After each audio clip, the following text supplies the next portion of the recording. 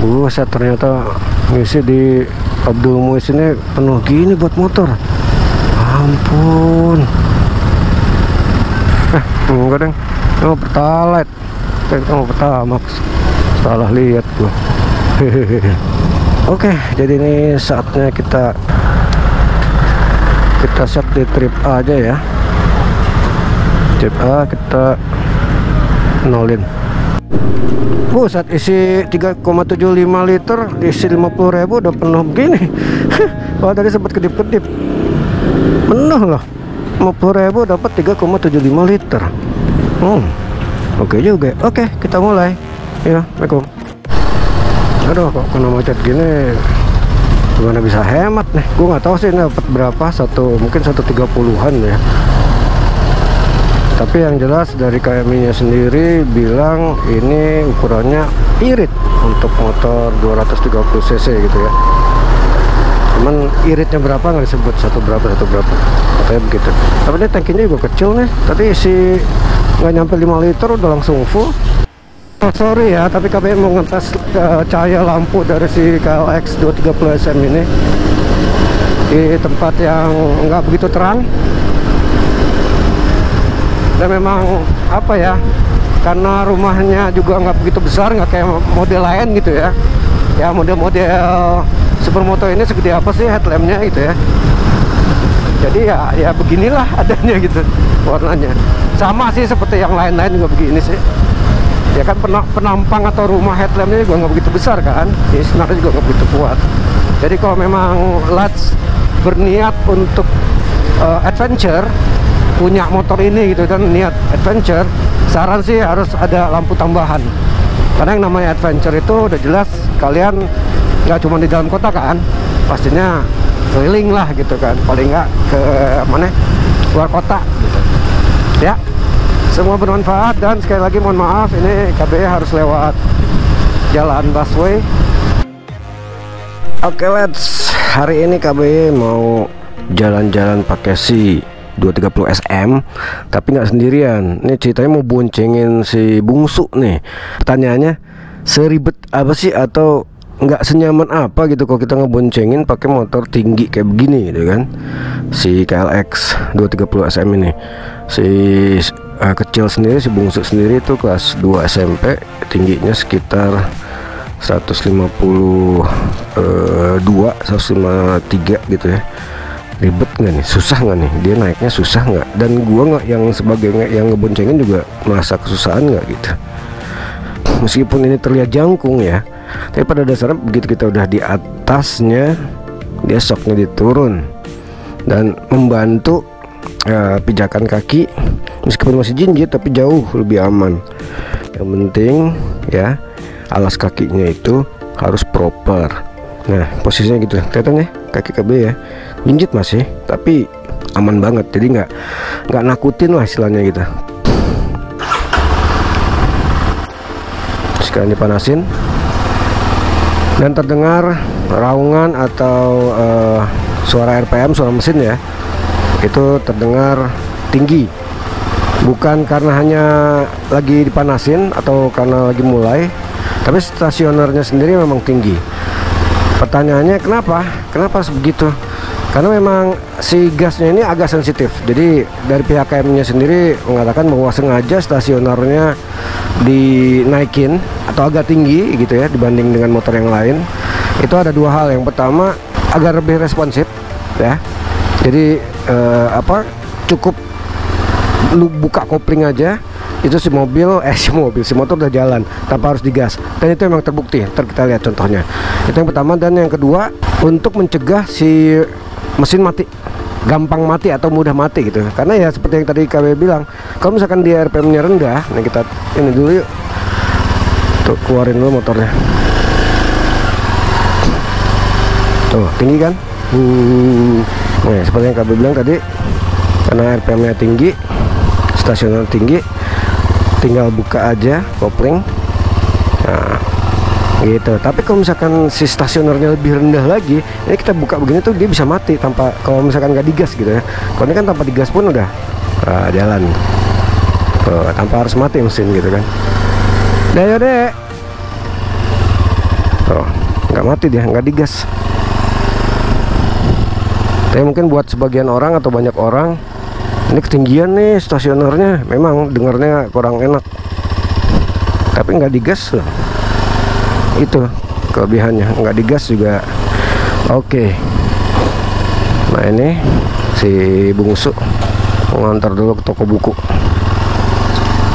Ternyata jauh lebih mudah apa dibonceng, ngeboncengin pakai expect, lebih mudah ini daripada ngeboncengin pakai. Kenapa? Kok bisa? Ya, tek, nggak usah digas. Tuh, cukup ini aja, lepas koplingnya, nggak mati dia. Itu tujuannya ya. Ya, bismillahirrahmanirrahim. Alhamdulillah wala ilaha illallah. Cuman mungkin buat yang terbiasa dengan mendengar suara stasioner atau RPM rendah mungkin terganggu gitu ya. Ya pada dasarnya sih tidak berpengaruh kepada apapun, bukan yang rusak bagaimana. Nah ini biasanya kalau motor tinggi nih resenya di sini nih. Pada saat kita harus nyebrang gitu ya, resenya tuh di situ biasanya. Nyusahin karena kaki harus turun. Nah, motor tinggi. Tapi ini karena udah boncengan malah lebih enak lagi, turun lagi kakinya. Malah lebih asik lagi, malah lebih rendah gitu ya. Kan karena ini nggak berat, jadi ya asik sih, nggak nyusahin. Enteng sih ini bobotnya, punya power weight ratio yang bagus di kelasnya. Tenaganya juga enak. Kita tadi gigi 2 naik ke gigi 3, jadi gigi 1, 2, 3 nya itu termasuk rapat dan seakan-akan memang siap untuk nanjak gitu ya, untuk mendaki gitu. Nah pas masuk gigi 4 udah mulai turun, udah mulai terasa overdrive.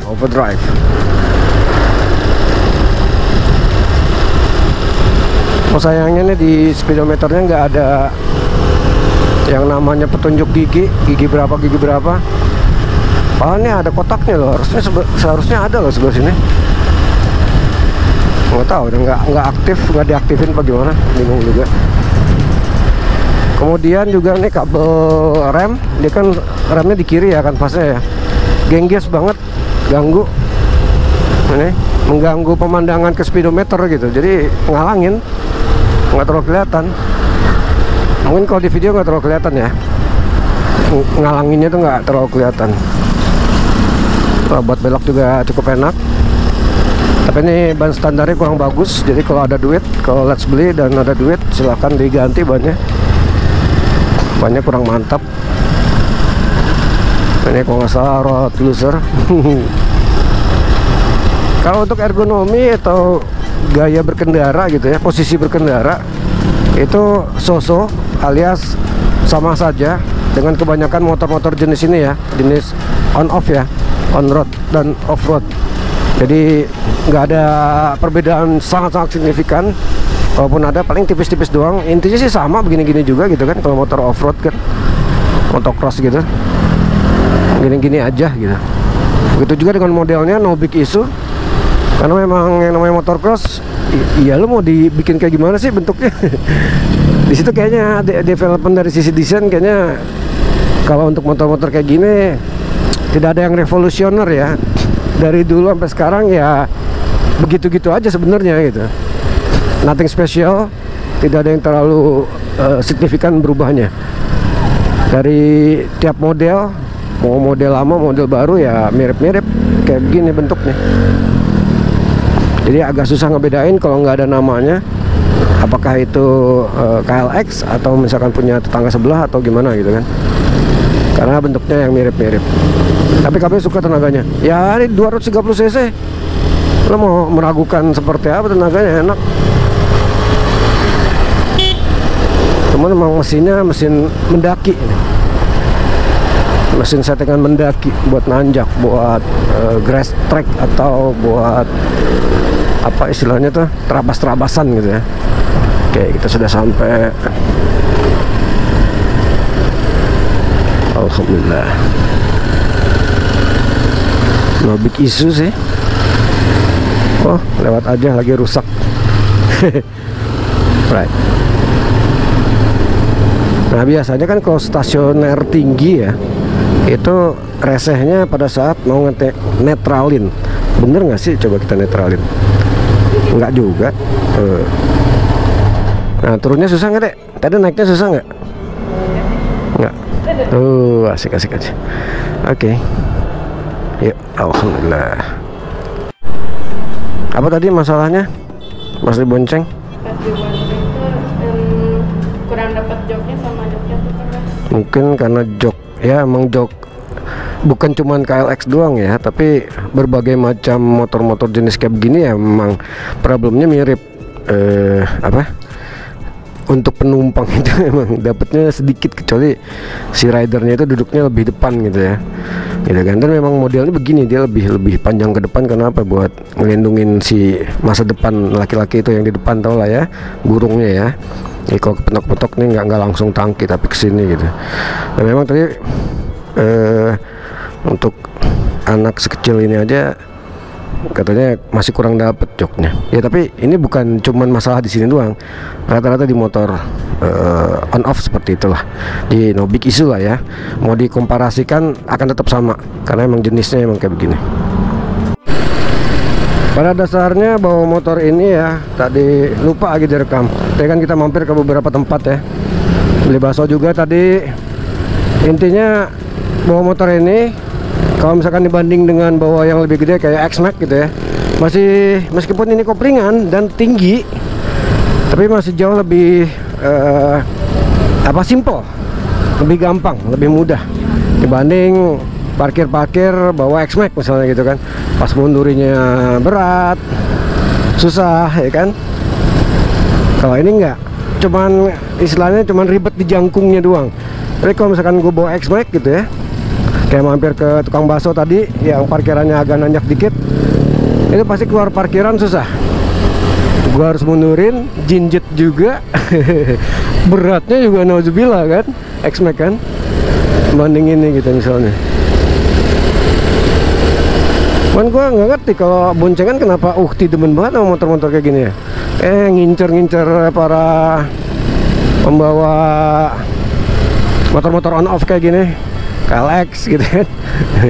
Apalagi misalkan, tapi Ukti tahunya Pego sih, pokoknya KLX aja kan. KLX, mau dia Pego, mau dia 2,5, mau dia 290 misalnya gitu. Di matanya sama aja, they all look the same for me, kata para Ukti ya kan.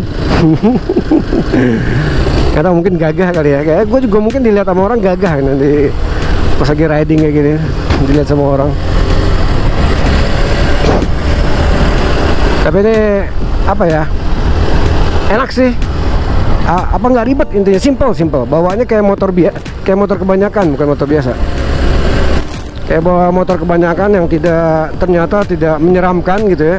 Cuman kelihatannya doang tinggi, tapi mudah aja kok bawa motornya, nggak bikin ribet, nggak nyusahin. Malah ya kayak tadi yang kalian bilang, kalau kita harus belanja kayak ke situ gitu ya, parkir, nah atau ke tukang apa nih, es kelapa yang kayak begini-gini gitu ya, yang minggir-minggir gitu, yang parkirannya kecil dan agak ribet atau misalkan agak nanjak dikit, jauh lebih mudah bawa ini dibanding harus bawa X-Max gitu misalnya. Cuman ya dia nggak ada bagasi, udah gitu aja. Jadi kalau beli apa-apa ya ada kemungkinan kesulitan gitu aja.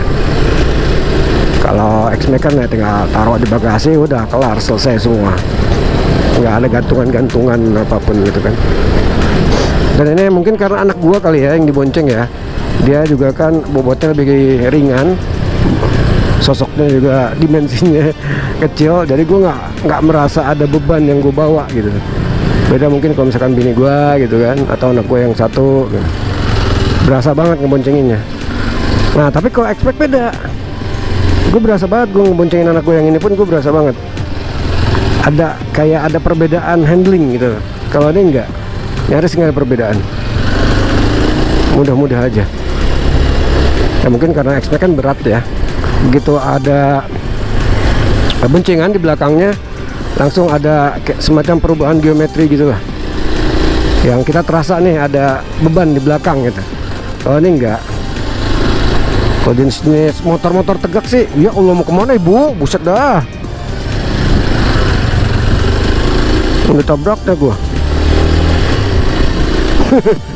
Aduh, mama ngeri. Sampai mana gua tadi sampai lupa gua mau ngomong apaan tuh. Oh, motor-motor tegak. Kalau motor tegak biasanya kalau udah boncengan dia nggak terlalu ini, nggak terlalu ada berasa perubahan dari sisi handling ataupun bobot gitu ya, karena mungkin tegak gitu kan. Ya, semoga bermanfaat. Assalamualaikum. Ini KB mau ke arah Panahan dulu. Udah telat sih sebenarnya. Penyakit pagi-pagi nggak tahu ada yang sama nggak sama KB ya. Penyakit pagi-pagi itu kalau bangun pagi-pagi ya, dan itu bisa dibilang hampir setiap hari lah. Kalau udah bangun, udah siap jalan gitu ya, atau palingnya 90% siap, itu tiba-tiba sakit perut dong. Dan paling nyebelin itu sakit perutnya kalau udah pakai sepatu, udah rapi, tinggal jalan, tiba-tiba mulus. Kampret kalau yang kayak begitu tuh emang. Mau nggak mau dong buka sepatu lagi kan. Aduh, ribet. Ternyata motor ini tidak terlalu tinggi, tidak seperti perawakannya. Jadi hanya mengintimidasi di awal aja, bikin kita tuh kayak yang, aduh gue nyampe nggak ya, aduh gue takut nih jangan gabruk gitu kan, nyampe apa enggak kaki gue gitu. Jadi nggak usah takut, KB ini tingginya cuma 165 cm, tapi nggak kesulitan, nyaris pada saat apapun lah. Di tanjakan pun kaki itu masih bisa sangat-sangat bisa menahan si motor, karena bobotnya sendiri dia nggak berat. Itu kuncinya dia di situ, dia nggak berat dia. Kalau gigi 1 dan gigi 2 khasnya motor-motor Trabas ya, gigi 1 gigi 2 nya tuh cepet banget gitu dan pendek banget nafasnya gitu.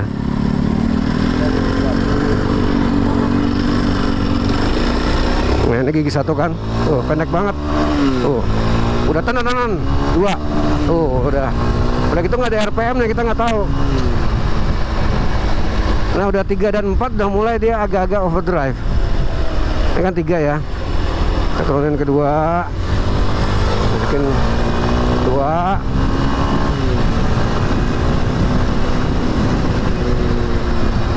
ini gigi 3,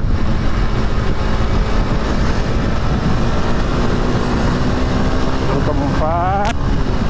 3, 4 itu enak, dorongannya tetap ada gitu. 5 dan ini gigi 5 apa gigi 6 sih ya, astagfirullahaladzim, gue jadi lupa sendiri.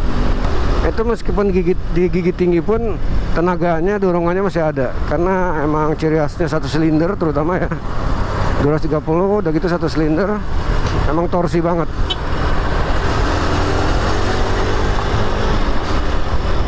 Torsi itu sendiri kan untuk menggerakkan si motor gitu. Mungkin yang biasa pakai bebek atau pakai skutik sedikit perlu adaptasi ya pada saat menggunakan motor ini di awal-awal doang. Ya adaptasinya nggak lama lah, tergantung orangnya sih. Paling gigi 4, 5,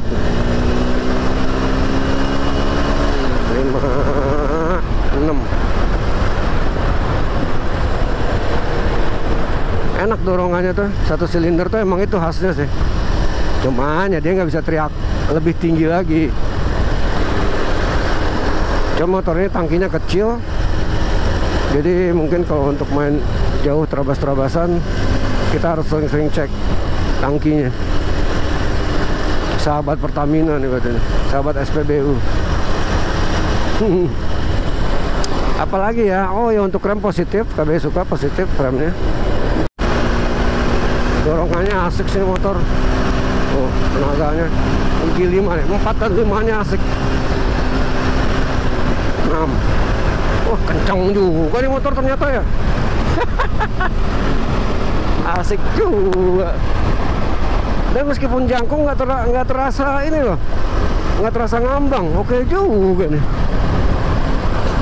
Biasanya motor-motor kayak gini di atas cepet tuh udah terasa ngambang, ngayang gitu ya. Depannya terutama, wah si klepon, ketemu si klepon versi orang lain.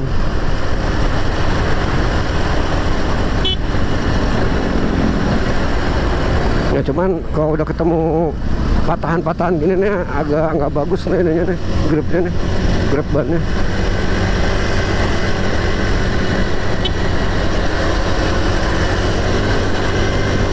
cukup lincah juga. Oh, ini motor-motor yang lagi jadi sorotan nih, kemarin ada kecelakaan terus ngesambar orang juga ya.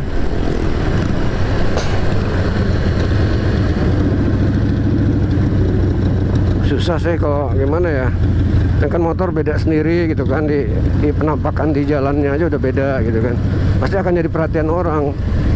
Sebenarnya kecelakaan kayak gitu tuh nggak cuma dialamin motor-motor kayak gini juga gitu loh, banyak motor lain juga, cuman karena beda sendiri penampilannya jadi apa ya, kayak kesorot. Itu kenapa orang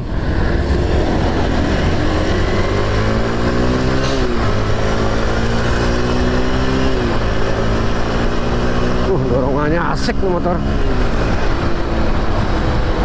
Satu silinder begini emang ininya apa, gacoannya, andalannya, kelebihannya.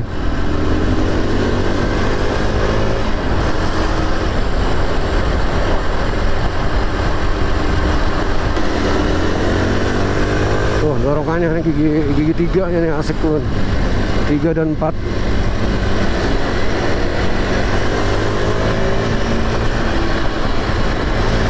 Gigi 3, keempat, 5, ke-6. Oh enggak, tadi dari 4 ternyata. Iya, 4-nya oke juga tuh dorongannya. Di display nggak kelihatan sih gigi berapanya. Ini by feeling mau nggak mau. Gila, gigi 4-nya kayak gigi 3. Nah, cuman gigi 6-nya udah mulai overdrive banget tuh, udah berasa overdrive. Ini kalau joknya bisa lebih empuk lagi asik nih. Kurang empuk aja. Kita tes ininya ya, ayunan suspensinya ya. Kalau ayunannya sih tetangga sebelah yang ada rally-rallynya tuh jauh lebih empuk, kerasa banget. Ini lebih kayak KLX Pego lah ya, lebih mirip ke situ lah ya, tapi lebih empuk dikit. Oke, kosong nih, kita coba geber lagi deh. Gigi berapa nih ya? 4, 5. Wah, lumayan, gue masih dorong coy. 6.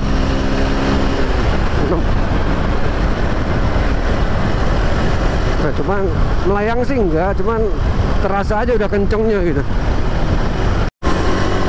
Koplingnya empuk ya, dan selain koplingnya empuk juga perpindahan giginya empuk. Perpindahan giginya empuk, tek tek, enak, jadi cepet gitu, nggak keras. Where are you going? Where are you going? Okay, I am sleeping.